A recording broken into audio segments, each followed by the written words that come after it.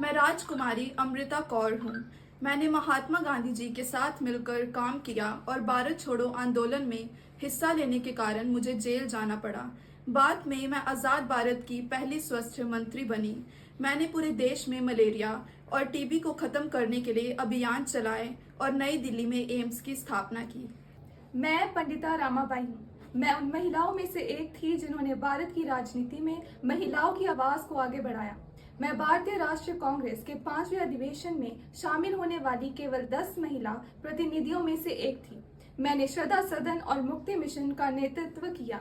महिलाओं और जरूरतमंद लोगों के लिए मेरे कामों को देखते हुए ब्रिटिश सरकार ने मुझे केसरी हिंद पदक से सम्मानित किया। मैं बेगम समरू यानी जोआना नोबिलिस सोम्ब्रे हूँ। मैं 18वीं सदी की एक शासक और सेना की बड़ी अधिकारी थी। मैं एक समझदार राजनीतिज्ञ भी थी। मैंने प्रसिद्ध असाई की लड़ाई में मराठों के साथ मिलकर ब्रिटिश ईस्ट इंडिया कंपनी के खिलाफ लड़ाई लड़ी। मैं डॉर्थी जिना राजदास हूँ। मैं एक समाज सुधारक और स्वतंत्रता सेनानी थी।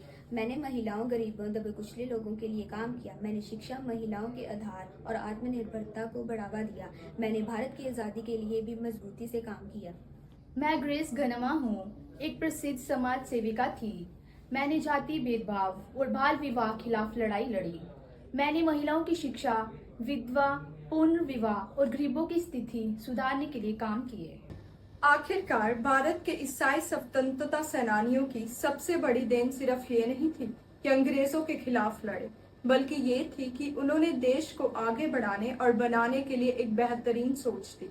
बिना किसी स्वार्थ के राजनीति में काम करके, समाज को सुधारने के नए रास्ते दिखाकर और देश को एक रखने का वादा करके उन्होंने ये तय करने में मदद की कि आजाद भारत हर इंसान के लिए बराबरी, आजादी और न्याय का एक मजबूत कर बने।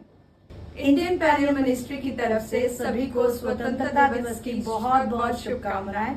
परमेश्वर आपको आशीष दे।